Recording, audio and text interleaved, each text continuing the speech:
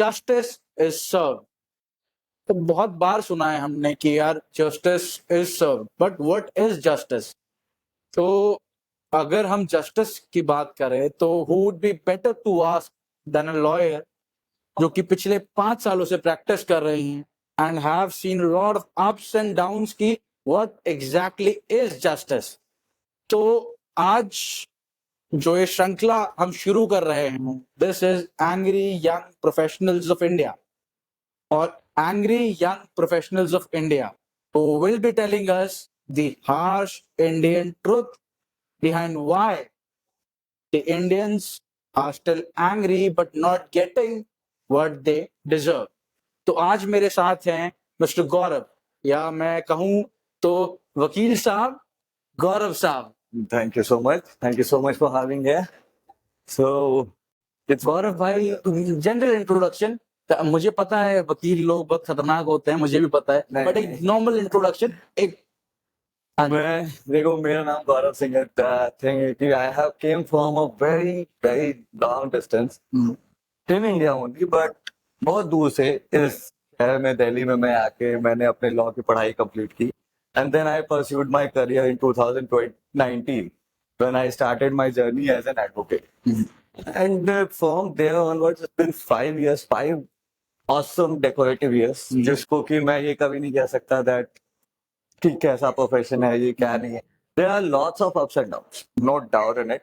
And being a lawyer, I genuinely feel that this is something which is very important. And I am doing this. I have done a lot of work in criminology. बहुत सारा काम मैंने civil का किया, matrimonial and other cases.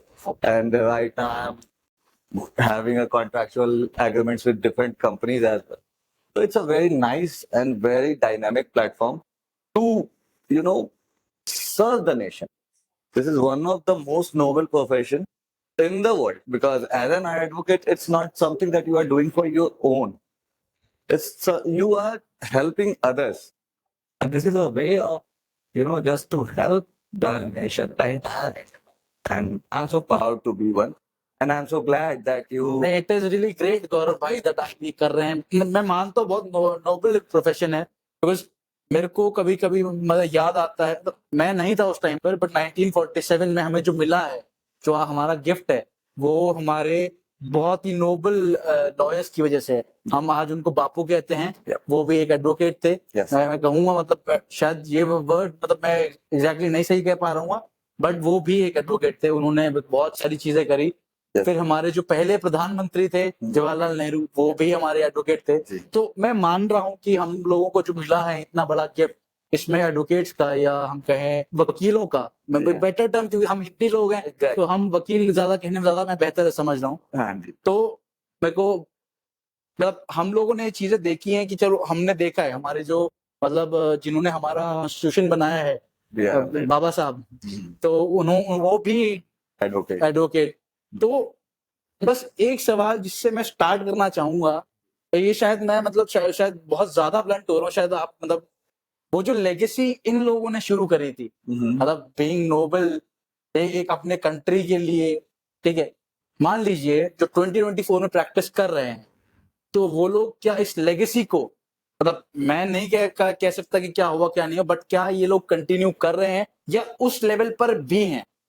No doubt as a profession में मैं किसी को कुछ नहीं कह रहा, बट नॉर्मली मतलब आपको लग रहा है कि जो 1947 में ये लोग करके गए हैं बस। देखिए, जो वो एरा था वो मतलब आप कह सकते हो दैट वाज एन एरा जिसमें कि चीजों का डिस्कवरी हुआ। तो जो उन्होंने किया, हमारे लेजेंडरीज एडवोकेट जो जिन्होंने हमारे देश को आजादी दिलाई, including Mahatma Gandhi, including Jawaharlal Nehru and others, all of them have done something that have never done before. No one had did this. हमारी इंडियन कॉन्स्टिट्यूशन दुनिया की सबसे बड़ी रिटन डॉक्यूमेंट। हाँ, दैट इज फॉर फैक्ट। हाँ, ये है फैक्ट है। दुनिया की सबसे बड़ी रिटन डॉक्यूमेंट हमारी कॉन्स्टिट्यूशन है, जिसको बनाने में कितनी मेहनत लगी, कितना दिमाग लगा, कितने लोग लगे। इसके बाद अब जो टर्म है, देखिए उस टाइम दुनिया जो थी वो अलग फिलॉसफी पे चलती थी।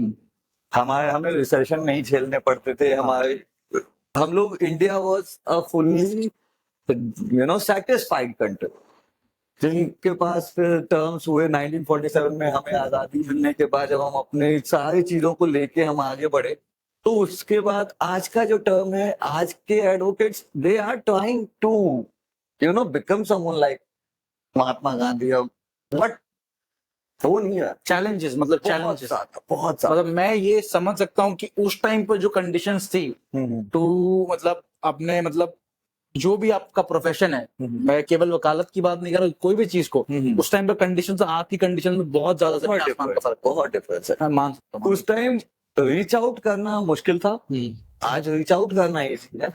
उस टाइम इंड्योरेंस बहुत था, लोगों के अंदर बहुत कैपेसिटी थी टू टैकल थिंग्स। आजादी हमें यूं ही नहीं मिली, बिल्कुल बिल्कुल, बहुत बड़ा और रत्न मिला है हमको। तो इसको पाने में वो लोगों को काफी पेशेंस, काफी कुछ झेलना पड़ा, और that's why we are here. We can say कि हम डेमोक्रेसी में हम जी रहे हैं, हमारे पास राइट टू स्पीच है, राइट टू फ्रीडम है, बट ये चीज करने में जो ग्राउंड रियलिटी है वो उस टाइम कुछ और था। आज हमारे पास सोशल मीडिया है, हमारे पास बहुत आसान तरीके हैं to reach out people, but क्या है उसका रिवर्स इफेक्ट है हमारे, क्योंकि जितनी आसान चीजें हो रही है उतना ही इंसान के अंदर से वो जो कैपेसिटी टू होल्ड ऑन है वो खत्म होता जा रहा है। ये नहीं रुक पा रहे यंग जनरेशन। हम लोग कई बार अपने इनिशियल डेज में फ्रस्ट्रेट होते थे कि क्योंकि एक यंग लड़का की कोई इनकम नहीं, मैं समझ and everyone wants to earn. बिल्कुल लगता है कि अब हमारा एक टर्म आ गया, वी शुड स्टार्ट अर्निंग। तो ऐसे फेजेस में पहले की बात नहीं है, बट अभी भी हमारे पास बहुत ही लेजेंडरी एडवोकेट्स हैं एग्जिस्टेंस में, जिनसे हमें सीखना चाहिए कि how they have built everyone. जबकि दुनिया में, इंडिया में उस टाइम इतनी टेक्नोलॉजी एनहांस नहीं थी। तो ये तो है, काफी चीजें चेंज हुई हैं, बट अभी बहुत कुछ होना बाकी है। अभी बहुत कुछ होना। अभी हम 78 साल के जवान मुल्क हैं एक तरीके से। 78 साल, वैसे हमारे एज में हम कहेंगे भाई कि चले ठीक है भाई, आप 29 30, मैं भी 30 35 मैक्स टू मैक्स कम हो गए, मतलब ये 78 कुछ नहीं है, हम लोग बहुत यंग है अभी, मतलब एक लॉजिकली हम इंडिविजुअल पर्सोना में देखें तो वो एक ओल्ड एज काउंट होता है, बट अगर हम एक मुल्क की बात करते हैं तो 1000 सालों की संस्कृति है हमारी। मैं वो चीज मैं समझ गया भाई, उससे तो हमसे ज्यादा बूढ़ा कोई नहीं है फिर। हमसे ज्यादा बूढ़ा कोई नहीं तो है। आजादी के 78 बट ये आजादी के बाद का जो है, जिसको हम जिसे हम कहे डेमोक्रेसी, हमारी डेमोक्रेसी यंग मैं कहूँ, मतलब 78 ईयर्स, मतलब ज्यादा कुछ नहीं है, कुछ नहीं। वो अभी तो बहुत हमें इन 78 ईयर्स में ही हमें हमारे देश की कितनी ऐसी चीजें समझ में आ गई, जो मुझे एज अ लीगल प्रोफेशनल मुझे ऐसा फील होता है कि आने वाले वक्त में कितना कुछ और हो सकता है। बिकॉज इंडिया इकलौती ऐसी कंट्री है जिसके लॉज में सबसे ज्यादा अमेंडमेंट्स। हाँ, ये भी है, 148 अमेंडमेंट्स ओनली इन कॉन्स्टिट्यूशन।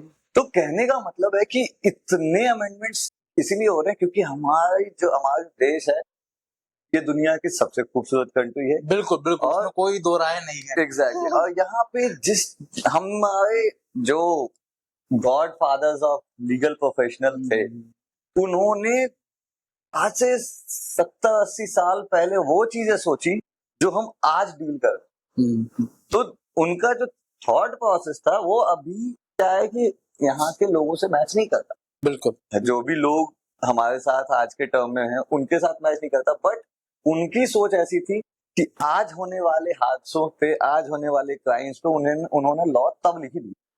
तो ये तो बहुत बहुत ही एक अल्टीमेट थिंग थी जो उन्होंने हमें दी।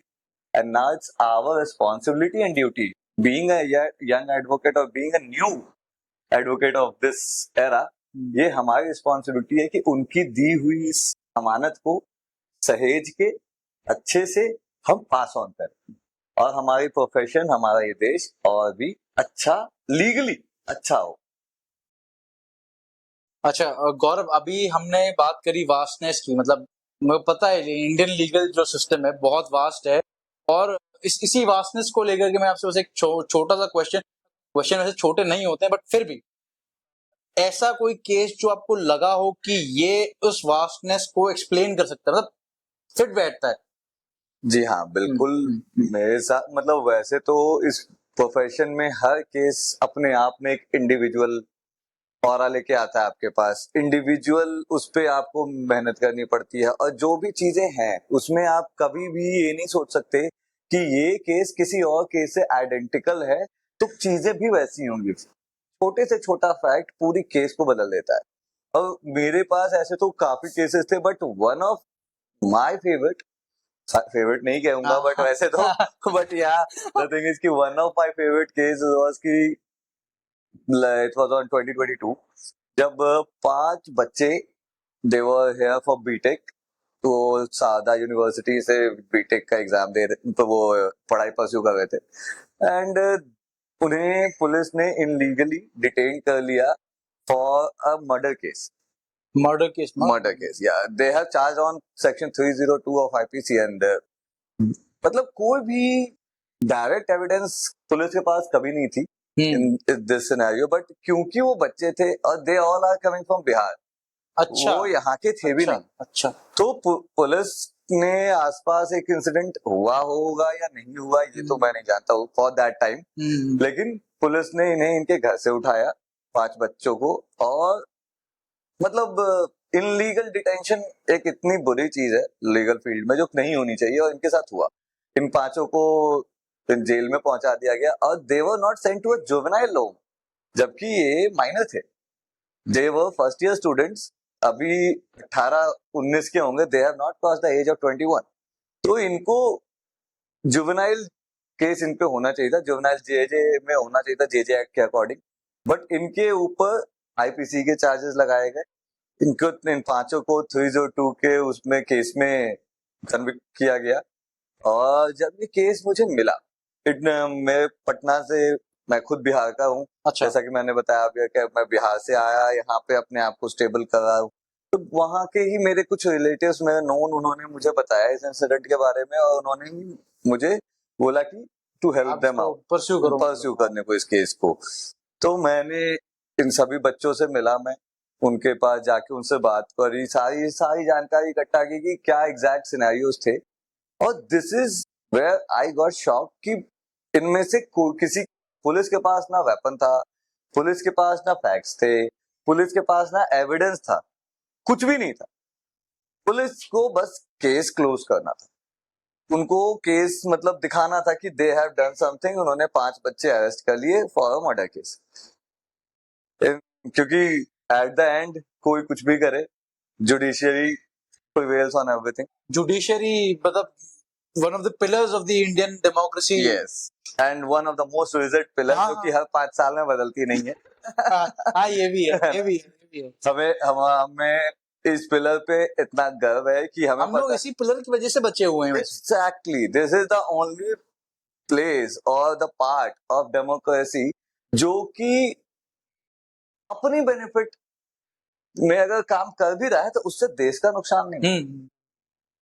आप पॉलिटिक्स में चले जाओ, हर 5 साल में उनको अपने सत्ता को खोने का डर होता है, और इस वजह से वो लोग क्या करते हैं, कुछ से कुछ कांड। इसमें क्या होता है कि लोग अपने बेनिफिट में, क्योंकि उनके पास टेन्योर बहुत छोटा होता है, वो अपने बेनिफिट में बहुत कुछ करने को कोशिश करते हैं, बट लीगल में हमारा जो टेन्योर है वो till the end of our life है। हम एक एडवोकेट मरते दम तक एडवोकेसी करता है, वो तो है।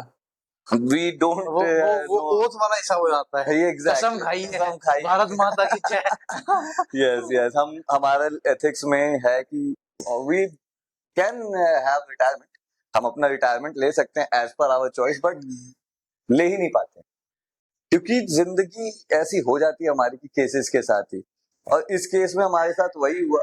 We will be in this with my 21 members, हमारे 21 एडवोकेट्स इसमें फुल फ्लेज लगे हुए थे, क्योंकि वो 5 बच्चों की जिंदगी का सवाल। बिल्कुल, मतलब वो एक मैंने भी सुना है कि अगर 1000 को छोड़ दो लेकिन एक बेगुनाह को सजा नहीं होनी चाहिए। ये शायद 1000 में ज्यादा होगा, मेरे को पता है। फंडामेंटल एक रूल है ऑफ जस्टिस कि 10 गुनहगार छूट जाए लेकिन किसी एक बेगुनाह को सजा नहीं। बिल्कुल। शायद इसीलिए मेरे ख्याल से ये एक कारण है कि हमारा जुडिशियल सिस्टम जो है अभी भी मतलब थोड़ा सा कमजोर है, लिटिल है, इसी की वजह से हम लोग, हमारे पास क्या होता है, लोग हमारे यहाँ जब भी कोई भी केस छोटा से बड़ा इट टेक टाइम, क्योंकि जो हमारे जजेस हैं उनको एक चीज हमेशा फॉर श्योर करनी होती है कि जिस इंसान को, जिस भी क्रिमिनल माइंडेड इंसान को वो अब सजा देने वाले हैं, there should be no doubt in it, not a single doubt should be there कि ये नहीं कर यही सकता। तो एक खूबसूरती है हमारे जुडिशियल सिस्टम की। जी। मतलब मैं जिसको खूबसूरती मानता हूँ कि आपने गलत किया है, मैं मान रहा हूँ आपने गलत किया, पूरी दुनिया जानती है, बट अंधा कानून है। हाँ, कानून के आगे आप सब बराबर हैं, सब बड़ा, चाहे आप यहाँ हो चाहे यहाँ। बिल्कुल बिल्कुल तो बिल्कुल, आपको मौका मिलेगा अपना, अपनी मतलब Full. बात रखने का। यस। शायद इसीलिए लोग फायदा उठाते हैं, लेकिन ये फिर भी हमारे लिए ठीक है। मतलब हाँ, कानून सबका बराबर होना ही चाहिए। होना चाहिए। ये कानून एक ऐसी चीज है, अगर वो हम इक्वली डिस्ट्रीब्यूट नहीं करेंगे तो उससे जो इफेक्ट, एडवर्स इफेक्ट आएगा, उसको कंट्रोल करना बियॉन्ड द लिमिट हो जाएगा। जैसे कि फॉर एन एग्जांपल मैं आपको देता हूं कि जब तक Kashmir was not a part of entire, not a part of Indian legal system, her law में उसको हमें ऐसे दिखाया, लिखा होता था हमारे बुक्स में कि कहां तक ये लॉ जो है एप्लीकेबल है। तो उसमें होता था लिखा हुआ कि not applicable in Jammu Kashmir. अच्छा, यस। तो उससे क्या इफेक्ट्स आए ये दुनिया को पता है, सभी ने देखा। बट जब से आर्टिकल 370 का वहां से हट गया चीज, अब वहां पे क्या हो रहा है, अब वो डिफरेंसेस देखो। अब उनको पता है, अब सबको पता है कि वी आर इक्वल। आप लीगल पावर्स को एज पर पर्सनैलिटी नहीं दे सकते, वो सबके लिए बराबर होगा। या तो आपका नुकसान होगा तो सबका होगा, फायदा होगा तो सबका हो उससे, लीगल जो भी रूलिंग्स आ रहे हैं। तो ये तो है कि ये एक ऐसा एस्पेक्ट है जो इक्वल डिवीजन तो मन चाहता ही चाहता है। गौरव भाई, मैं इसी चीज को हमने स्टार्ट किया था वास्टनेस से, फिर हम आए यहाँ पर आपने मतलब अपना केस एक बताया, स्टडी केस स्टडी दिया आपने। अभी हम आए कि एक एक अलग दर्जा मिला हुआ था कश्मीर को। मैं इन चीजों चीजों को मिला करके एक सिंपल सा चीज है, हमारे पूरे भारत में एक कॉन्स्टिट्यूशन है, एक संविधान है, जिससे बस जो हमारे सर्वोपरि है, हाँ जी। जिसको हमको मानना है, जरूरी है ये। लेकिन अब इस संविधान के लिए हम सब हैं बराबर। हाँ जी। क्या हम सही में बराबर हैं? Somewhere yes, somewhere no, but yes, इस संविधान में ये कोशिश तो जरूर की गई है कि जो भी पार्ट या पीपल, पार्ट या पीपल यानी कि देश का हिस्सा या देश के लोग, जो भी उस लेवल तक नहीं आ पाए या उस टाइम नहीं थे जब ये कॉन्स्टिट्यूशन लिखा जा रहा था, तो हमारे legendary advocates sir Bhimrao Ambedkar ji, उन्होंने इस चीज को समझा, क्योंकि वो खुद ही एक पिछड़े तबके से आते थे। तो उसमें उनको पता था कि इन लोगों को एम्पावर करने के लिए इनको कुछ एक्स्ट्रा बेनिफिट्स देनी पड़ेगी, और that's what they did. But अब वो चीजें एडवर्सली आ रही है हमारी तरफ। बट यस, हमारा कॉन्स्टिट्यूशन सबको इक्वल बनाता है, सबको इक्वल राइट्स देता है, सबको इक्वल फ्रीडम देता है, सबको इक्वल पावर देता है। हम ही उस पावर को किस तरह यूटिलाइज करने लग जाते हैं, वो तो हमारा personal way of enacting things है कि हम उसको कैसे वो कर रहे हैं। हम अब जैसे कि मेरे पास फ्रीडम ऑफ स्पीच है, तो या तो मैं ये कह सकता हूँ कि भारत माता की जय, बिल्कुल बिल्कुल है, जय है, जय, या तो मैं ये कह सकता हूँ भारत माता मुर्दाबाद, क्योंकि हमारे पास फ्रीडम ऑफ स्पीच है। तो ये दो सिंपल एस्पेक्ट है कि आप कैसे अपने पावर्स को यूज करते हो। जो एक अच्छे सोच से बंदा आगे बढ़ेगा, वो हमेशा अपने पावर्स को किसी के भले के लिए यूज करेगा। और जो नहीं है इस तरह के लोग, जो राक्षसी प्रवृत्ति के डीमन माइंडेड लोग हैं, वो फिर वही दंगे कांड, और वहां पे भी क्या होता है एट द एंड, कभी भी कोई केस आप ले लो, मैं आपका दिल्ली में हुए दंगों के ऊपर के केस बता देता हूँ, मेरे पास उसके भी केसेस थे, उसके 3-4 विक्टिम्स मेरे क्लाइंट थे। इस केस में भी क्या हुआ, दंगा हुआ, उन्होंने जेएनयू में जाके जितना भी हंगामा किया, देन वहां से एक स्लोगन उठा कि जो भी था वो मैं ये हमारा थोड़ा हाँ, दो तीन नहीं है वो ठीक है। तो वहां पे इस तरह की चीजें हुई, लेकिन ये क्यों हुआ? फ्रीडम ऑफ स्पीच की वजह से ही तो हुआ। हम अगर सबको इक्वली ये कॉन्स्टिट्यूशन पावर नहीं देता, तो क्या वो इंसान बाहर खड़े होकर ऐसे बोल सकता था? उसको उसी वक्त उठा के जेल में डाल देना चाहिए था, उसको उसी वक्त उसके ऊपर देशद्रोह का केस लग यही तो ब्यूटी है। मतलब भाई, यही beauty कानून अंधा है, अंधा है, कानून अंधा भी है, और कानून सबको एक मौका देता है हमारा इंडियन लॉ सबको एक मौका देता है टू रिकन्फिगर हिज लाइफ। अगर हम सिर्फ हमारा जो पीनल सिस्टम है, जो दंड संहिता के दंड संहिता जो बीएनएस BNS हो गया, आईपीसी मतलब रिप्लेस करके, हाँ, जो न्याय संहिता हाँ, बन चुका है, वो इसका भी एक ही मूल उद्देश्य है। नो डाउट उसमें पनिशमेंट्स दिए गए हैं, लेकिन मूल उद्देश्य जो हमारे स्पिनल कोड का है पूरा, वो लोगों को पनिश करना नहीं, लोगों को सुधारना है।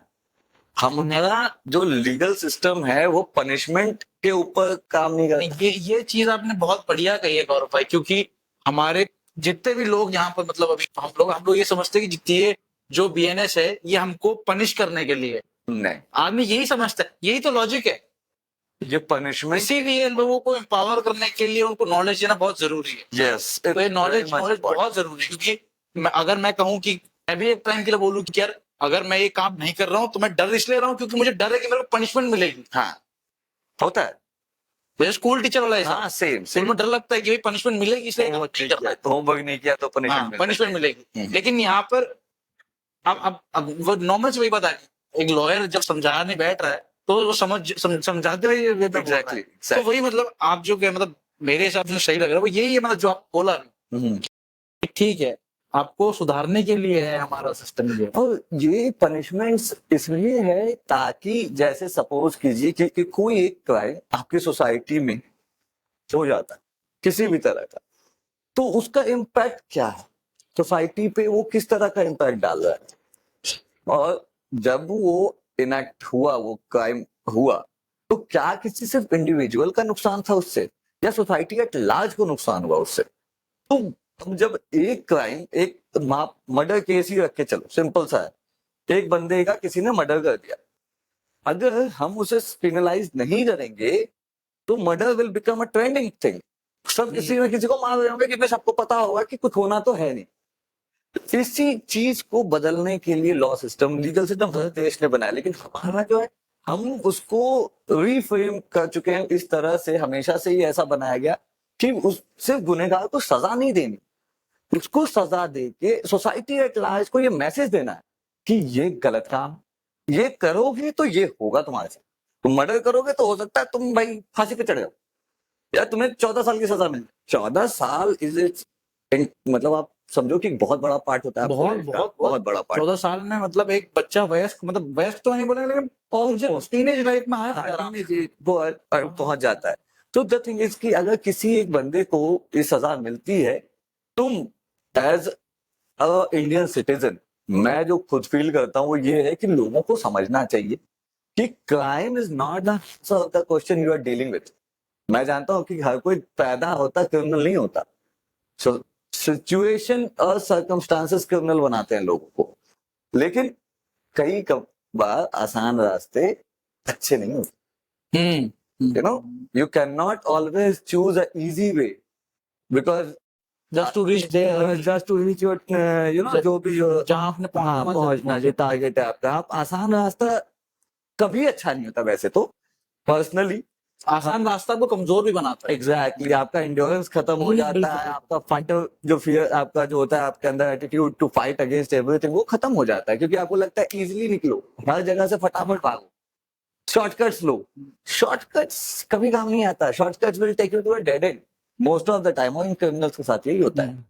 तो उसमें जैसे क्या है कि हम इस प्रोफेशन के साथ जब हम आते हैं, जुड़ते हैं, तो हमारा जैसे AIB जो पेपर है, ऑल इंडिया बार एग्जामिनेशन, ये पेपर इतना टफ है, इसमें सारे लॉज आते हैं, सारे, और ये 2 घंटे का पेपर होता है, you have 200+ questions to you know answer, और नहीं हो पा रहे अब बच्चे पास, मतलब लिटरली नहीं हो पा रहे। मैंने इस साल का वो देखा, क्या कहते हैं, एक डेटा निकलता है हर बार जब रिजल्ट निकलता है, तो हमारा जो बार एसोसिएशन ऑफ इंडिया एक डेटा रिलीज करता है कि कितने, क्योंकि इसमें ना मार्क्स नहीं दिखते, इकलौता ऐसा एग्जाम है दुनिया में जिसमें मार्क्स नहीं दिखते, कि बस कि आपको ये पास और पास ही फेल है। हाँ, अगर आपका रिजल्ट आ गया तो आप पास है, अगर आपका रिजल्ट नहीं आया तो आप फेल है, मान लो मैं आगे बार कनेक्ट कीजिए।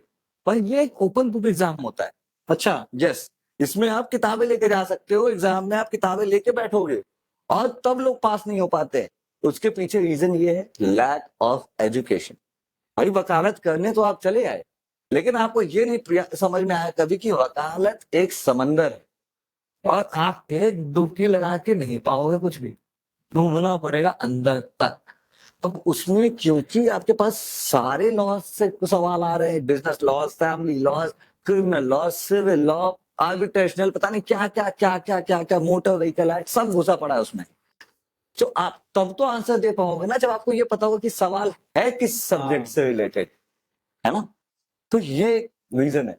बच्चे आज के, पहले के जो एडवोकेट, बहुत सारे फर्जी एडवोकेट्स हैं जो बार एसोसिएशन भी निकाल रही है अपने उसमें उनके नाम और उन सबको हटा रही है, और बहुत जो आज के बच्चे हैं उनका उतना दिमाग ही स्ट्रांग नहीं रहा।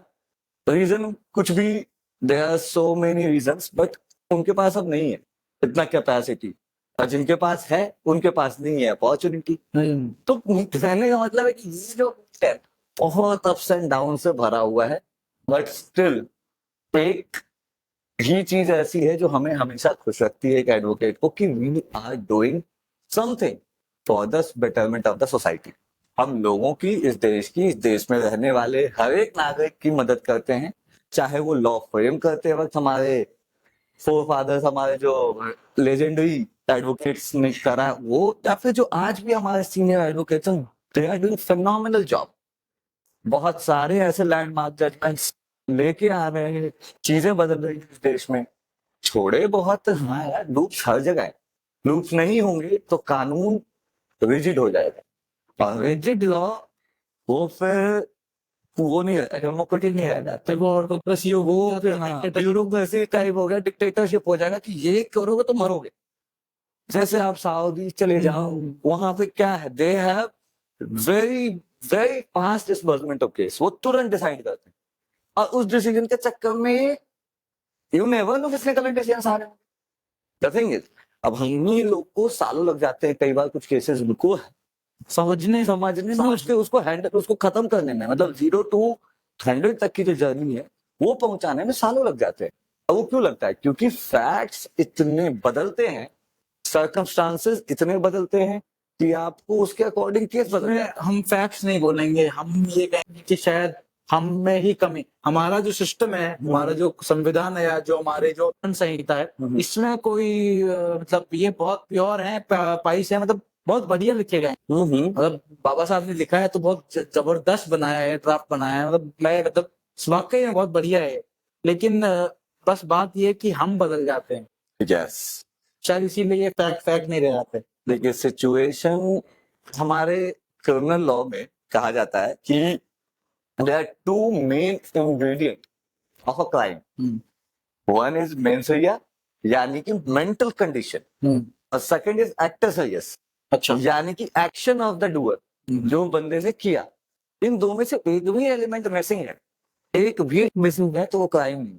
शायद ये, अब मैं ये जो आपने 2 टर्म बोले, आप दोबारा रिपीट करें। मेंसरिया एंड एक्टस रियस, ये दोनों लैटिन टर्म्स हैं। हाँ, इन्हीं 2 की वजह से मैं अब समझ पाया कि इसीलिए हमारा केस इतना वास्ट है। Yeah. हमारा जो जो सिस्टम है वास्ट है।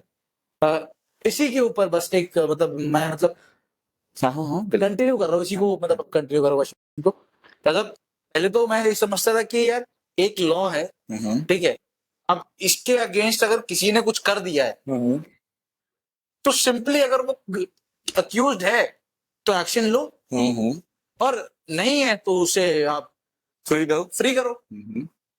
लेकिन जब आपने 2 टर्म बोले हैं तो यहाँ पर मतलब अब हर केस में अलग चीज हो गई। बिल्कुल, तभी मैंने आपको ऐसे मतलब आप 2 या 3 एग्जाम्पल बताएंगे, मतलब आपको केस से मतलब रहे हो, ठीक है, लेकिन ये जो अंडरस्टैंडिंग, मेंटल अवेयरनेस और एक्शन, ये नहीं कह रहा कि ना, जैसे 302 है तो तीनों ही 302 के केस, लेकिन यहाँ पर जजमेंट कुछ और, यहाँ पर दोनों कंडीशन अलग थी, यहाँ पे जजमेंट कुछ और, यहाँ पर दोनों कंडीशन अलग थी, और यहाँ पे जजमेंट कुछ और, तो ऐसा कुछ। हाँ, एक आपको ऐसा केस बताता हूँ मैं, एक हिट एंड रन का केस है। अच्छा, वैसे तो हिट एंड रन काफी फेमस है कुछ फेमस पर्सनालिटीज की वजह से, बट एक हिट एंड रन का केस है, आपके वहीं नोएडा का केस है ये। अच्छा, 2 केसेस मैं बताऊंगा अभी आपको, both are similar, the context are similar, ingredients are similar, जो डिफरेंस होगा वो आप खुद समझ जाओगे। तो एक केस ये था कि एक यंग बॉय बाइक पे जा रहा था, उसकी कार को उसकी बाइक को एक कार ने टक्कर मारी, और अगेन उस बंदे के ऊपर से चढ़ाते हुए वो निकल गया, ठीक है, भाग गया। इसमें ये केस भी मेरे पास है। इसके जो बहुत ही दुख हुआ ये उस वक्त ये जान कि जो ये जिनका एक्सीडेंट हुआ वो उस दुनिया में रहे नहीं। अच्छा, ये बहुत बड़ा। हाँ, वो बहुत ही यंग 32 ईयर्स ओल्ड गाय था, वो बहुत यंग लड़का था वो, और वो इस दुनिया से चला गया। She was newly married and all other things were there. तो हमने इस केस को परसू करा, हमने अपनी तरफ से जो भी हो सकता था हमने जुडिशरी की हेल्प से वो चीजें करवाई, पुलिस से करवाई। पुलिस भी अपना काम कर रही थी, बट हमने उनको थोड़ा ज्यादा फोर्स करा के वो काम करवाए, और उसमें जजमेंट भी आई। यहाँ पर मैं वही कहूंगा, हम सब भारतीय हैं और हम सब बदलते हैं। हम सभी को बदलना पड़ेगा। नहीं बदल, टाइम के साथ बदलना ठीक है, हाँ। लेकिन हम बदलते हैं। सिचुएशन क्या था वो तो है। तो इसमें हुआ कि उसमें कॉन्विक्ट हो गए, वो एक लेडी थी। अब उनका कहना था कि मैं ये एक्सीडेंट नहीं करना चाहती थी, या मैं उनको नहीं मारना चाहती थी, ये हो गया। तो यहाँ पे क्या होता है कि वही से मेंटल आपका स्टेटस वो क्या था, आपसे एक्सीडेंट हुआ, बट एट दैट टाइम आपको या तो गाड़ी रोकनी चाहिए थी, ठीक है, आप भीड़ और मॉब से बचने के लिए आप भाग गए वहां से, लेकिन स्टिल आपको कोई ना कोई ऐसा स्टेप लेना चाहिए था at for that time, at least उस आदमी की जान बच जाती। जान बच जाती। व्हाट यू डिड, पहले आपने टक्कर मारी, पीछे से टक्कर लगी थी, उनकी बाइक आगे जाके गिरी, then she drove the car onto her head. सर फट गया उस बंदे का, ये चेस्ट, मैं उसकी जब मैंने पिक्चर्स देखी थी एक्सीडेंट के बाद की, I was thrilled by that. क्या हो गया कि क्या कर दिया इसको, मतलब वो उसमें कुछ नहीं दिख रहा था भाई, ना उसका चेस्ट पार्ट, चेस्ट की पूरी बोन्स खत्म, ये पूरा स्कल खत्म। In that scenario there is a clear case of return. उस औरत को सजा भी हुई है, she is in prison for 7 years, fine भी दिया उन्होंने उस फैमिली को जिनका सबको, हाँ, अबाउट मोर देन 70 lakhs तक कंपनसेशन हमने उन्हें दिलाया। एंड सिमिलर एक केस और है जो यहीं आपके द्वारका में हुआ। इसमें से सीन क्या हुआ था कि गाड़ी चालक ने एक स्कूटी चालक को उड़ा दिया, ठीक है, हिट एंड रन वहां भी हो गया, बंदा वहां भी भाग गया, लेकिन वहां गलती किसकी थी, इंपॉर्टेंट वो था जिसने एक्सीडेंट किया, उस किस सर्कमस्टांसेस में एक्सीडेंट हुआ। कहीं ऐसा तो नहीं कि आप गाड़ी सीधे लेके जा रहे, कोई कूद के सामने आ गया आपके मरने के लिए।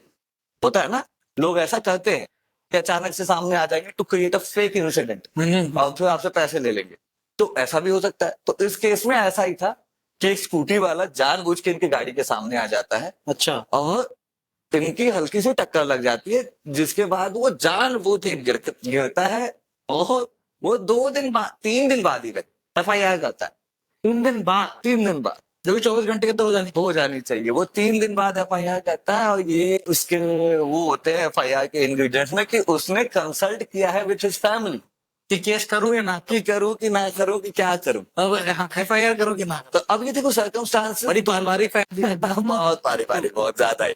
अब दिक्कत ये है उनके साथ कि केस वो भी हारने वाले, क्योंकि वही मैंने बोला कि कोई भी क्राइम में ये 2 बेसिक इंग्रेडिएंट होना बहुत जरूरी है। पहला कि आप वो क्राइम करना चाहते थे, आप मेंटली प्रिपेयर्ड थे, और आपने वो क्राइम एग्जीक्यूट किया, वो एक्शन आपका जो भी रहा उसके साथ आपने क्राइम को एग्जीक्यूट कर दिया।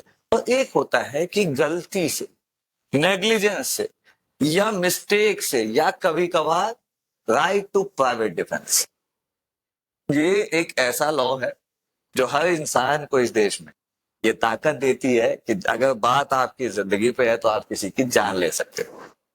राइट टू प्राइवेट डिफेंस, यानी कि इसको आप ये भी कह सकते हो सेल्फ डिफेंस में किसी को मार के, ठीक है। तो ये एक हमारे पास है, लेकिन अब इसके भी केसेस बहुत अलग अलग हैं। तो मतलब ये आप जब इस फील्ड के बारे में जितना जानोगे, जितना इस हमारी लाइफ हम एडवोकेट्स के बारे में या हमारे वे ऑफ वर्क को देखोगे तो you will get to understand कि कितना मुश्किल काम है एक एडवोकेट का जो वो कर रहे हैं।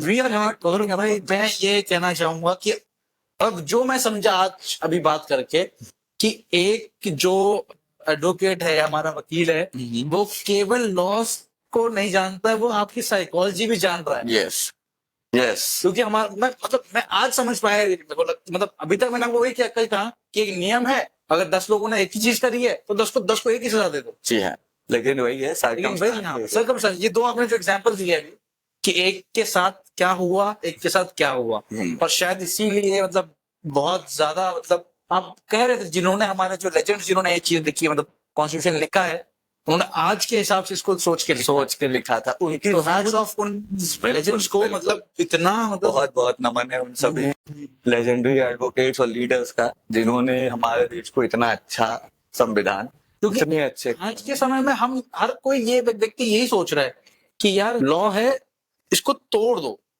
हो ही रहा है। मैं लॉजिकली यही बता रहा हूँ, लॉ है, इसको तोड़ दो, नहीं टूट रहा खरीद लो। तो ये चीज ठीक है, मैं मान रहा हूँ, अभी ठीक है हमारा थोड़ा टाइम चल रहा है, मतलब हर कंट्री का फेस चलता है कि कभी कुछ होता है, कुछ नहीं होता है, अभी हम भी है, लेकिन अब मेरे को इससे कोई फर्क नहीं पड़ रहा है, क्योंकि वो जो 1947 के बाद से जो 2 साल 2.5 साल लगे हैं 52 में हमें ड्राफ्ट करके बनाने में, वो चीज बहुत बढ़िया है, बहुत बढ़िया, बहुत बढ़िया है। क्योंकि मतलब आप लॉजिकली कहिए, एक ही चीज और एक ही गलत काम मैंने किया, एक ही गलत काम आपने किया, बस वैसे हम करेंगे नहीं, हम भी जिम्मेदार नागरिक हैं भारत के, लेकिन फिर भी अगर एक काम आपने किया तो इसके पीछे भी ये नहीं कि नियम है तो भाई दोनों को सजा दे दो। मोटिव तो देखिए, मोटिव ही है जो हमारे देश को दुनिया में, और शायद आज मैं समझ पाया, मैंने स्टार्टिंग में जो कहा था ना कानून अंधा है, वो एक तंज के रूप में कहा था, लेकिन अब मैं कह रहा हूँ बढ़िया है हमारा कानून, इसीलिए अंधा है। बढ़िया है हमारा कानून, हमारा कानून हर किसी पे ना, अगर हमने आंखें खोली कहने का मतलब है, तो आपके सामने 2 मिठाई रख देंगे तो आपके लिए दोनों ही तो मीठे है ना, लेकिन अगर आपकी आंखें बंद है तो आप टेस्ट करोगे, दोनों को टेस्ट करना चाहोगे, उसके बाद आप समझोगे कि दोनों में बेटर क्या लग रहा है, नहीं ये दोनों कौन सा किसी को देना चाहिए, आगे परोसना चाहिए या नहीं परोसना चाहिए। तो these are the reason why our entire legal system is blind। हम अंधे नहीं है, हम सुनते भी सब कुछ है, देखते भी सब कुछ है। गांधी जी के 3 हाथ, वो बस कहने के लिए है कि हम बुरा नहीं देखते हैं, बुरा नहीं सुनते हैं, नहीं मतलब हमने गलत टर्म यूज करा। वो ये है कि गांधी जी की 3 जो बातें हमें समझनी चाहिए जी कि बुरा मत करो, सबसे इम्पोर्टेंट तो है कि लाइफ में कभी बुरा मत सोचो, क्योंकि हर एक बुरा काम का बीच सोच होता है। हाँ बिल्कुल बिल्कुल, ठीक है। आज जो हम यहाँ बैठते हैं ये भी एक सोच थी, एक सोच है, बिल्कुल। 1.5 साल पहले जब मैं काम कर रहा था तो मैंने सोचा था कि भाई किसी दिन कर देंगे, तो करेंगे इसको। देखिए यही पावर होता है इस हमारे देश में, की दुनिया में जो ये धरती है, इसको एक एनर्जी चलाती है, और वो एनर्जी आपको ये पावर देती है कि आप जो सोचोगे ना वो रियलिटी में कन्वर्ट हो जाता है, और डिपेंड करता है कि आपकी सोच क्या है। अगर आपका सोच दैवीय है, यानी कि भगवान की तरह सोचते हो, अच्छे इंसान की तरह सोचते हो, लोगों का भला करना चाहते हो, तो आप कभी जीवन में गलत रास्ते पर नहीं जाओगे। और अगर आप रास्ते पे जाओगे तो आपके लिए नियम है, हाँ, संविधान है, हाँ, उसका पालन करोगे, और नहीं करोगे तो फिर तो पीनल है ही। तो हम पीनल है, पीनल दंड संहिता है, दंड संहिता है। दंड बहुत जरूरी, दंड इंसान सिर्फ एक इंसान के लिए नहीं। कभी कभार आपने देखा होगा स्कूल में जब हम बच्चे थे कि जो बच्चा होमवर्क नहीं करके आया या शैतानी करता था तो टीचर उसको पीटते थे, और उसकी पिटाई की वजह से बाकी के 10 बच्चे को ये लगता था कि अगर हमने ये नहीं किया तो कल हमारी बारी आ जाएगी। यह है main fundamental of penalising in India.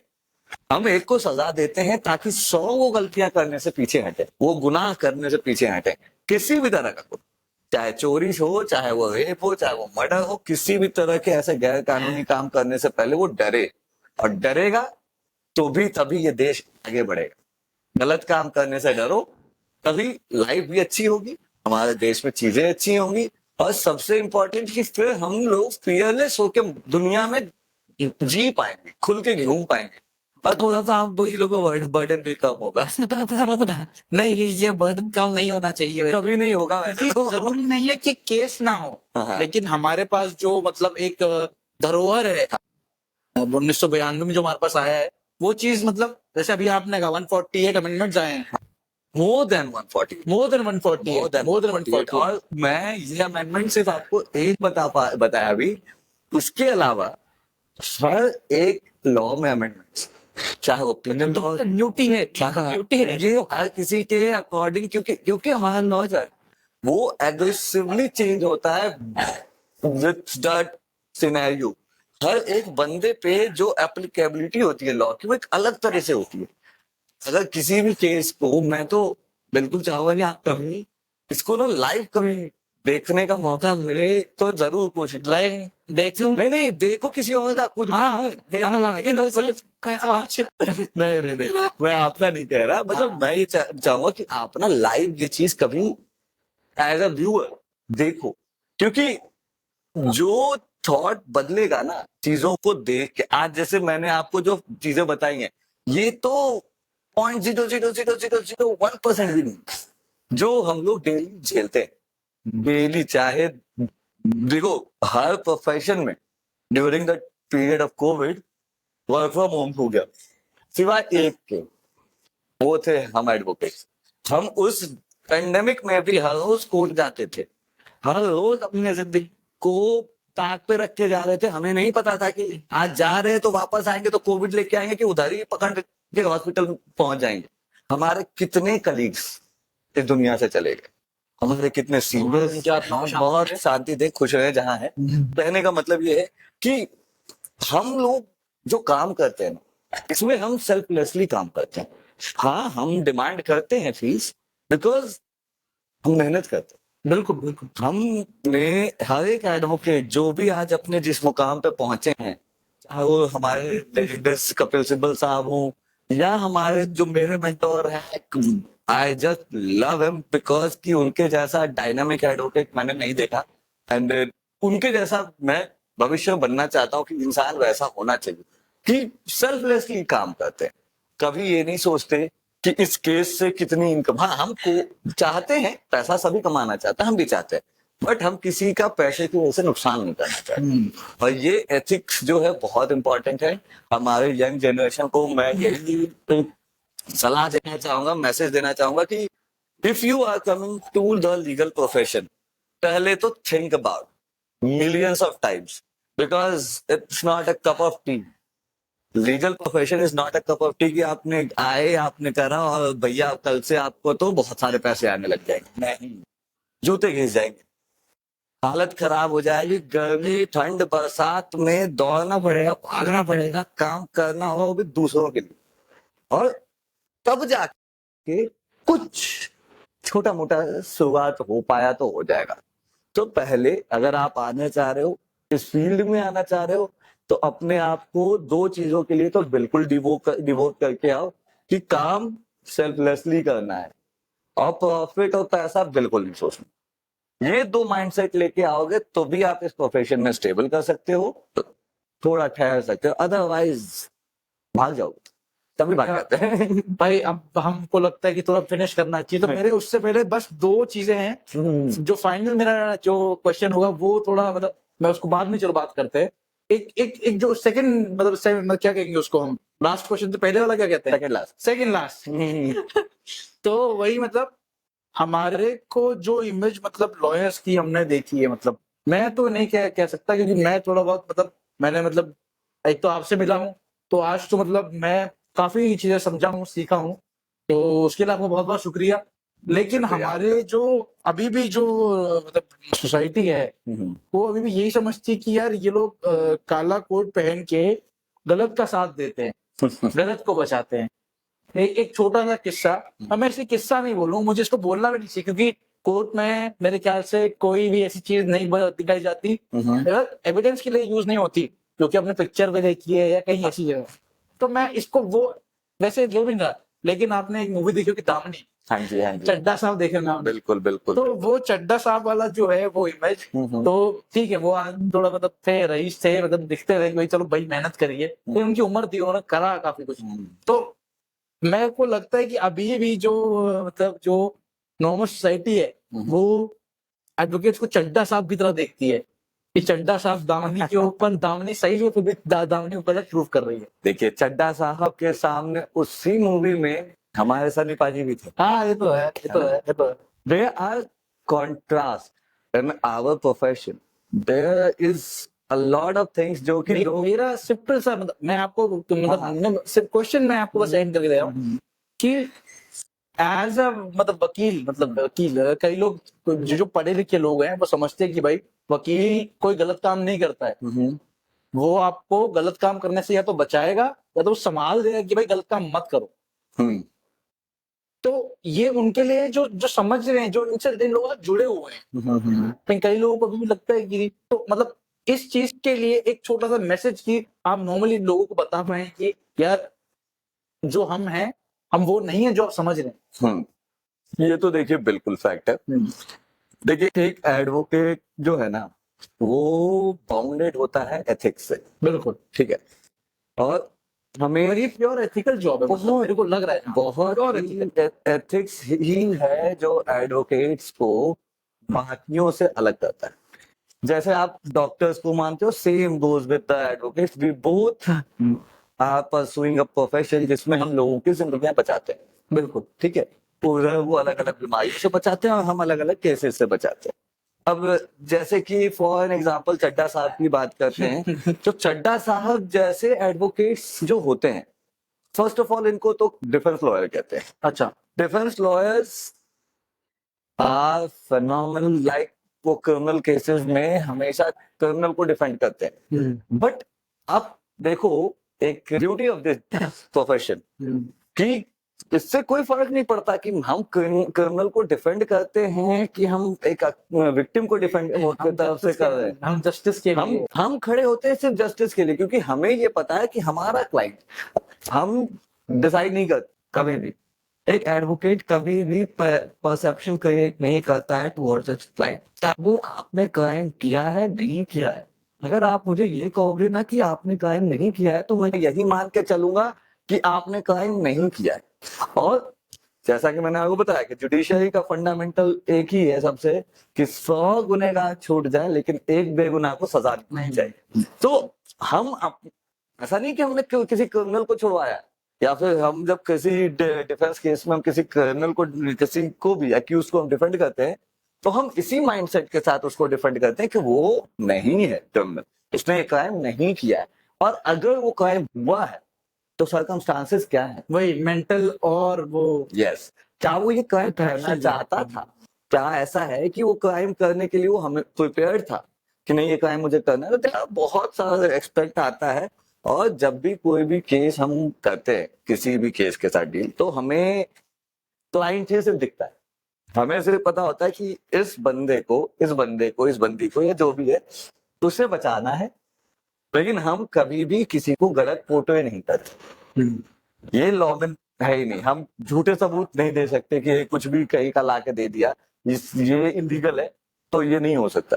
तो हम लोग जो भी करते हैं वो इतने कन्विक्शन से करते हैं कि हम सामने बैठे जज को भी कन्विंस करते हैं for the same, and then at the end जज, द ऑनरेबल जज, ऑनरेबल कोर्ट विल डिसाइड कि क्या ये जो इंसान उनके सामने ऐसा एक्यूज प्रेजेंट किया गया है तो सजा होनी चाहिए या नहीं होनी चाहिए, होनी चाहिए तो कितनी होनी चाहिए, और नहीं होनी चाहिए फिर तो नहीं होनी चाहिए। तो ये होनी चाहिए नहीं होनी चाहिए कितनी होनी चाहिए उस हिसाब से आती है ना कि मेंटल एक्शन वाले नहीं, इसमें तो हाँ दो चीजों में, लेकिन इसके अलावा बहुत एस्पेक्ट्स हैं। ठीक है, अगर आप मैं दो ही पकड़ पाया इतना ही समझ पाता हूँ। तो ये मेन सही, ये इसके साथ ही कहानी शुरू होती है। लेकिन उस कहानी जैसे आप एक राइटर है, यू नो कि कहानी की शुरुआत से कहानी के अंत तक की जो जर्नी होती है ना वो बहुत अलग होती है। आप शुरुआत करते हो किसी और माइंडसेट के साथ, और जब आप उसमें लिखते जाते हो तो वो बदलता चला जाता है कि अच्छा नहीं यहाँ पे ये अच्छा ये होता तो अच्छा ऐसा होता।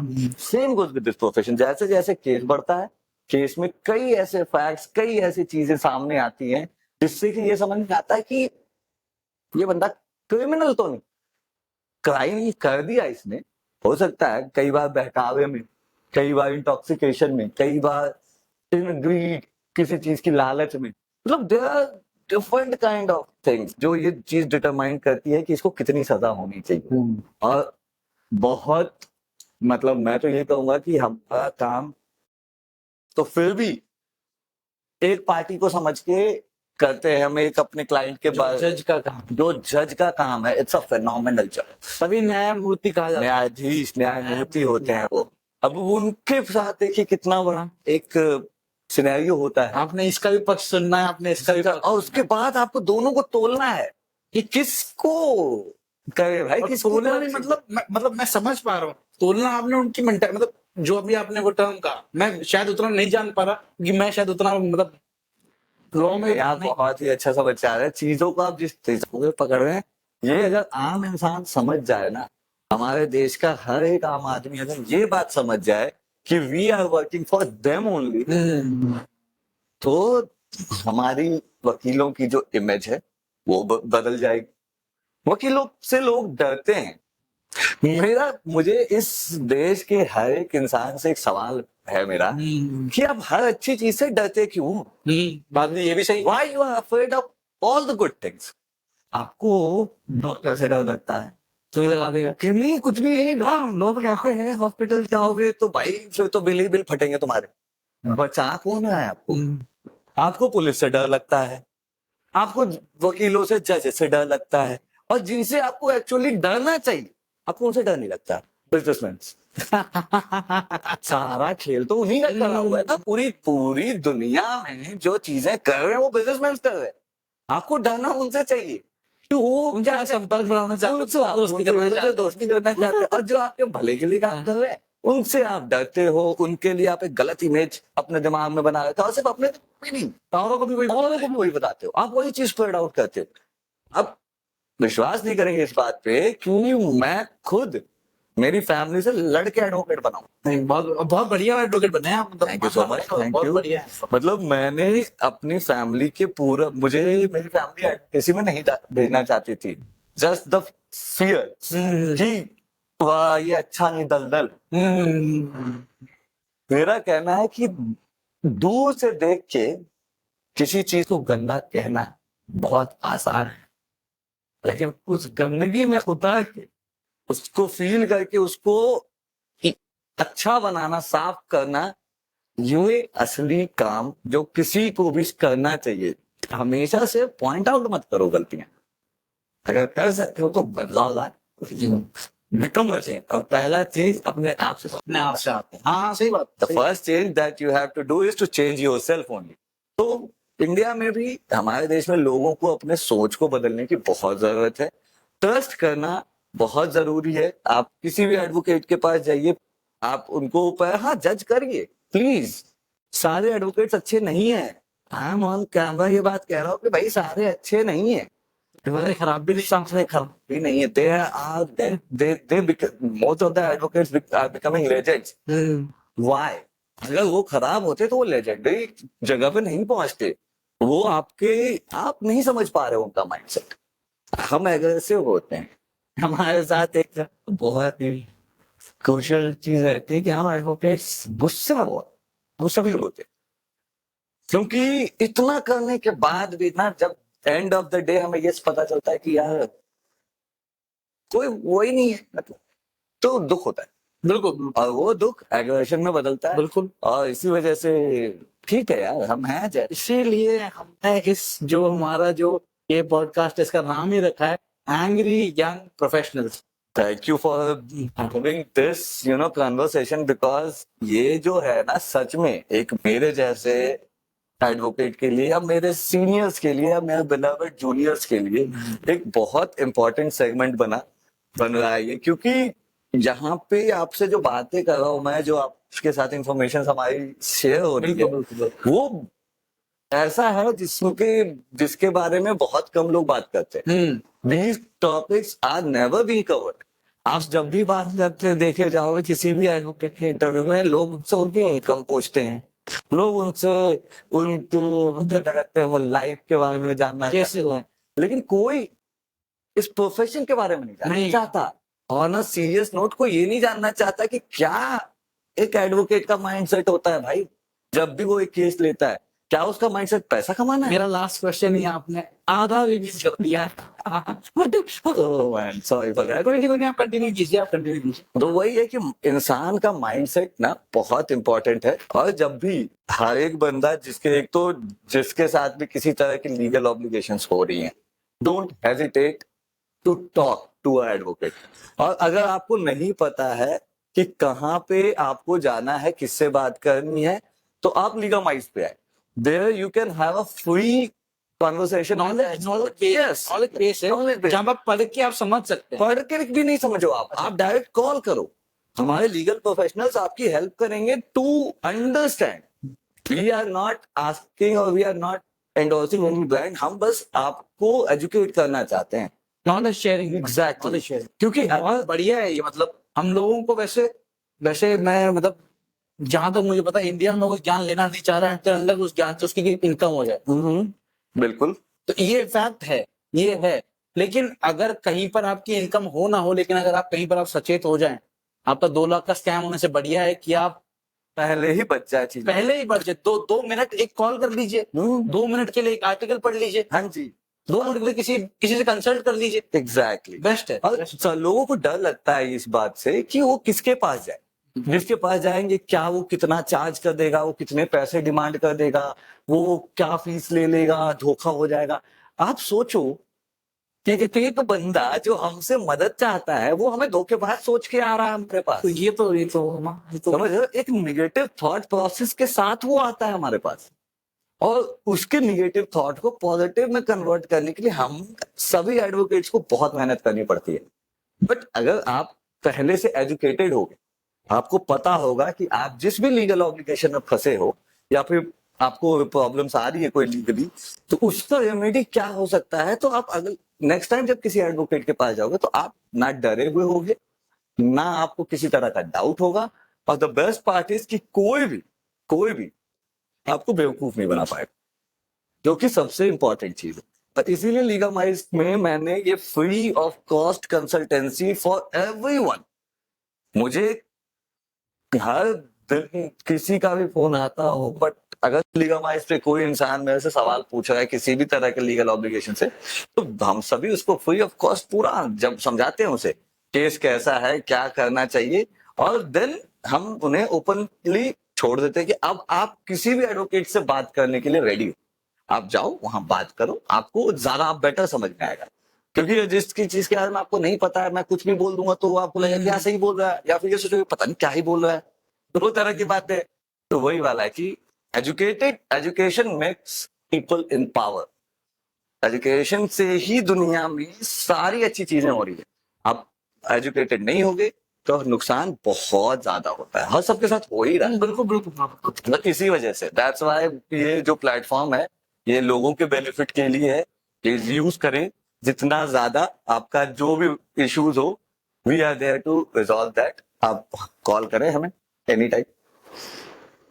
अब भाई तो लगता है हम लोग काफी बात कर रही है, और मेरे को लग रहा है हमारी ऑडियंस भी काफी समझ गई है कि हमारे जो लॉयर्स हैं वो वैसे नहीं जैसे वो समझ रहे हैं। एग्जैक्टली। आप अगर एक बार आएंगे तो समझेंगे। ऑब्वियसली पहले तो इस्तेमाल करें फिर विश्वास करें। पहले नियम को भी समझे। सही बात। ये लोग नियम को खराब करने वाले नहीं, नियम को समझाने वाले लोग, समझाने वाले रिजर्व करते हैं। रिजर्व करने वाले। एग्जैक्टली। तो भाई इसी के साथ मैं फिनिश करता हूँ, बट मैंने कहा था मेरा लास्ट क्वेश्चन जो आपने आधा रिवील कर दिया था। प्लीज आप वो भी पूछ ही लीजिए, क्यों तो बचना है वो कोई। ये मेरे को मतलब ये मेरा पर्सनल क्वेश्चन है जो मैं फील करता हूँ। तो मैंने देखा है कि मतलब देखा क्या है, मतलब मैं फील कर रहा हूँ, मैं फील किया मतलब ये चीजें जो मेरे मन देखनी है। तो आप मतलब जेन्युइनली मतलब मैं आपसे मतलब ये ऑनेस्ट आंसर चाहूंगा कि जब सामने से एक आप अपने चेंबर में बैठे हुए हैं, आपके सामने से एक क्लाइंट आया, कोई जरूरत नहीं है वो अमीर है गरीब है क्या है क्या नहीं है, फीमेल है मेल है क्या नहीं है।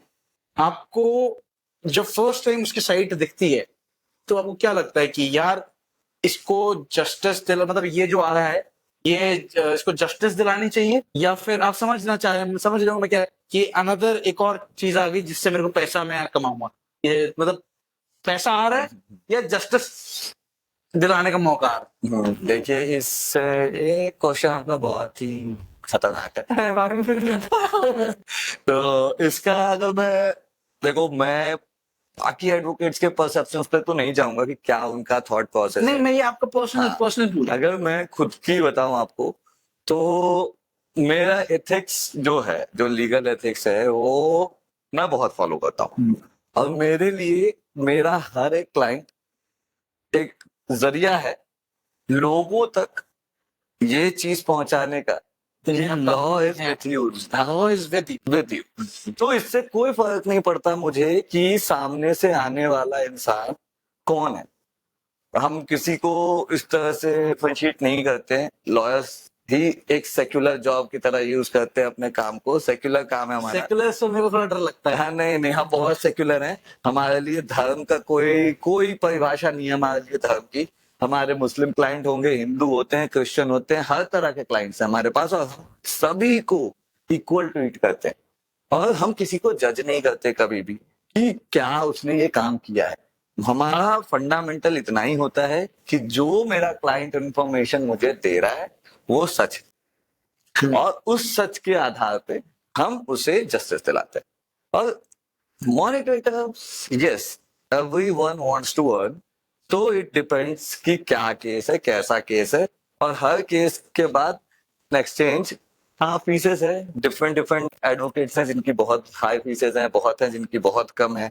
कुछ के फीसेस उनके एक्सपर्ट होने की वजह से हैं, और कुछ के बस हैं अभी भी। तो मतलब भाई मतलब बेसिक मतलब ये कि सामने चाहे जो व्यक्ति आ रहा है या जा रहा है कोई फर्क नहीं पड़ता है। कोई फर्क नहीं पड़ता। आप जो हैं वो न्याय के security officer. You can say कि protector of law. हाँ हाँ हाँ। We advocates are the protectors of the law. We advocates are the hand which takes, or you can say कि creates all the legal phenomenon which are dealing in today's world. तो these are the things कि एक advocate यही करता है। उसका काम इससे कोई लेना देना नहीं है कि वो इधर से उधर से दोनों पार्टी से पैसे ले ले। करते होंगे may be, I don't know, but हम नहीं करते। जो हमारे गुरु हैं, हमारे सीनियर मेंटोर है, हमने उनसे यही सीखा है कि हमारा एक ही लक्ष्य होना चाहिए, अपने क्लाइंट को जस्टिस दिलाना, और उसी के लिए हम काम करते हैं। यही है। तो ठीक है, देन जस्टिस इज। तो आज के एपिसोड के साथ मुझे लगता है कि हम लोग थोड़ा बहुत कुछ समझ पाए हैं कि हमारे लॉयर्स कैसे होते हैं, क्या सोचते हैं और क्या करना चाहते हैं। हालांकि जो हमने बात करी है उसमें महज मतलब 40 मिनट 45 मिनट मैक्सिमम 1 घंटे की हमने बात करी होगी। तो इतना आसान नहीं है लॉयर बनना, और इतना आसान नहीं है कि मैं लॉयर्स को इतनी आसानी से आपको समझा पाऊँ। मुश्किल तो है, मुश्किल है, बहुत मुश्किल है, बहुत मुश्किल है। तो वही है कि मुश्किल घड़ी में सारे के भी मतलब सहारा भी यही है हमारे। तो थोड़ा ट्रस्ट कीजिए। ट्रस्ट किया एडवोकेट्स आपके लिए काम करते हैं, आपके हित में काम करते हैं। अगर आपको लगे किसी एडवोकेट का कि नहीं कर रहा है वो आपके हित में काम, तो डोंट फूल योरसेल्फ। जरूरी नहीं है कि आपके रिश्तेदार में बैठा एडवोकेट अच्छा ही हो। तो प्लीज आप हर इंसान को प्राइस फैक्टर मत करो। हाँ, ये प्राइस फैक्टर, हाँ ये इससे अच्छा है कि आप काबिलियत जज करो, काबिलियत पता करो किसी भी एडवोकेट को रीच आउट करने से पहले कि वो एडवोकेट है कैसा। बिल्कुल बिल्कुल। और फिर जाओ, क्योंकि एट द एंड हर इंसान को क्या चाहिए हमसे उनको सिर्फ चाहिए कि कोर्ट में हम उनको बचा लें। तो आप उनके पास पहुंचो ना जिनके पास कैपेसिटी है आपको बचाने की। उनके पास है ही नहीं, आप उनके पास चले जाते हो सस्ते की वजह से। और सबसे बुरा ये है इस देश में, सस्ता। इंसान को इतना वो भाई लोग, मैंने खुद देखा है, लोग 10-10 हजार रुपए की पार्टी कर जाएंगे। बिल्कुल बिल्कुल। लेकिन एडवोकेट की फीस अगर 10,000 है ना, नहीं देंगे, नहीं देंगे। कहेंगे ज्यादा रहेगा। तो द थिंग इज कि ये टर्म ही ऐसा है, टाइम ही ऐसा है। और नहीं, ये रूलेट टर्म नहीं, मैं मतलब भाई जो मैं मान पाया है इतनी देर में, और मेरे काफी मतलब दिमाग के परकच्चे खुले हैं इतनी बातें सुनने के बाद। तो शायद और लोगों के खुले ना खुले मतलब, लेकिन बात ये है कि हम जिस तरीके से लॉयर्स को देख रहे थे, ठीक है, आदमी को लग रहा है कि 10,000 बहुत ज्यादा है, लेकिन वो जिस मेहनत वो जिस मेहनत के लिए, वो जिस मेहनत के लिए वो जस्टिफाई कर रही है 10,000 रुपए। और मेरे ख्याल से कई वकील ऐसे भी होंगे भारत के अंदर जो इस 10,000 का 10 लाख भी चार्ज कर रहे हो। हाँ हाँ, करोड़ों करोड़ों करोड़ों।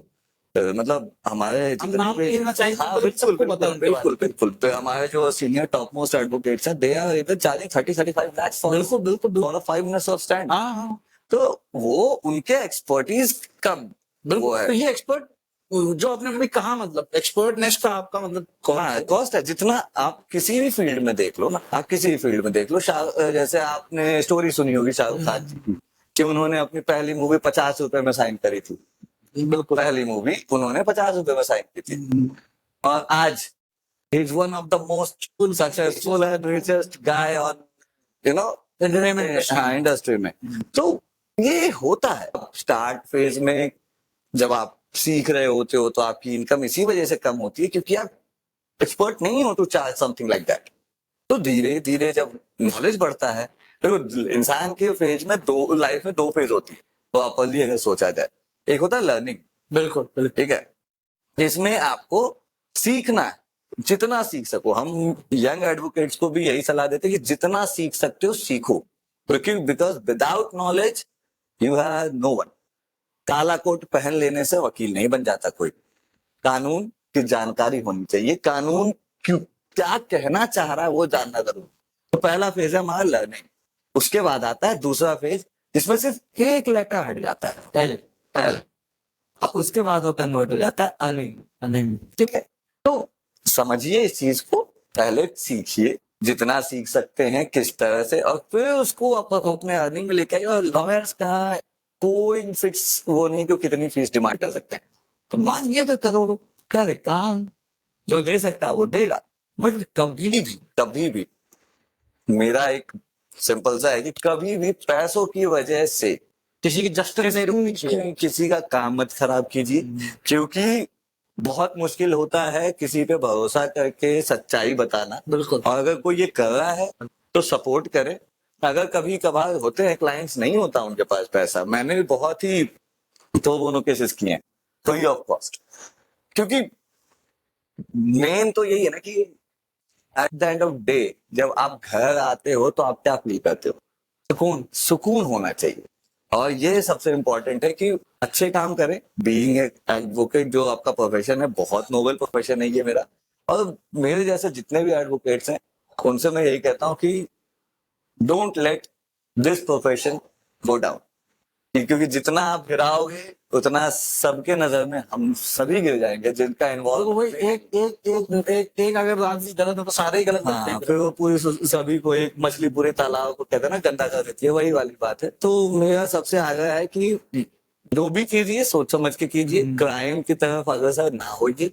और किसी भी तरह की जानकारी अगर आपके पास कमी है लीगल या किसी तरह की, तो आप कभी भी हम किसी भी एडवोकेट से आप बात कर सकते हैं। अगर कोई नहीं मिल रहा तो प्लीज जाइए लीगमाइज से, वहां के कस्टमर नंबर पे आप फोन करें और लें एक्सपर्ट ओपिनियन। और सबसे अच्छी बात ये फ्री भी है। और दोनों को पैसे का सोच रहे हैं, हो रहा है कुछ तो फ्री ऑफ कॉस्ट लीजिए जानकारी, नॉलेज। लेकिन केवल नॉलेज शेयर और कोई nothing else। आप नॉलेज लीजिए, उससे जितना ले सकते हैं हम आपकी इसीलिए है क्योंकि हमारे देश में एजुकेशन फ्री होना चाहिए, ये मेरा मान। तो मैं तो चलो हूं नहीं एजुकेशन मिनिस्टर या ऐसा कुछ जो मैं करा सकूं ये सब, बट मैं ये तो कर सकता हूँ ना कि जो मेरे पास नॉलेज है वो मैं फ्री में दे सकता हूँ। तो that's why I am here to help, to serve and to secure the nation and the law. Help serve secure, मस्त, एकदम मस्त, बहुत मस्त, बहुत Thank you. मस्त। तो आज के साथ हम यहीं पे एपिसोड को फिनिश करते हैं। लेकिन ये एपिसोड फिनिश हुआ है, हमारी बातें नहीं। अभी ये जर्नी बाकी, अभी जर्नी बाकी है, हम मिलेंगे दोबारा। तो लेकिन उससे पहले एक छोटी सी चीज जो हमारे जब हमको हेल्प सर्व सिक्योर कर रहे हैं उनके लिए ये मेरी एक लिखी हुई किताब है, माय टाइप ऑफ गर्ल। ये मैं गौरव भाई को गिफ्ट करना चाहूंगा। गौरव भाई, thank you so much for ये दिस आपके लवली लिए, gift. Thank you. I will love it.